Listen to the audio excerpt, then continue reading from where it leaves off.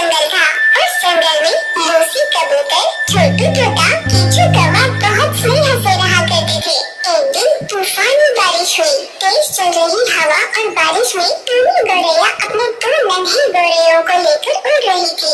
शोर की आंधी की वजह से उसका घोंसला टूट कर गिर चुका था। सहायता करने के लिए उसका पति भी साथ में नहीं था, इसीलिए जंगल में रहने वाले पक्षियों के पास वो सहायता मांगने जा रही थी। सबसे पहले वो कौवे के पास गई। हे दोस्त, मेरे दो नन्हे बच्चे ठंडी हवा में कांप रहे हैं।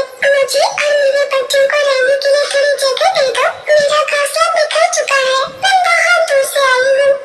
मुझे दोस्त क्यों कह रही हो? पहले तो रिश्ते नाते अच्छे जोड़ लेते हो। तुम कौन हो, कहाँ से आई हो, मुझे पता भी नहीं। हम दोनों एक दूसरे को जानते ही नहीं। मैं तुम्हें रहने की जगह नहीं दे सकती।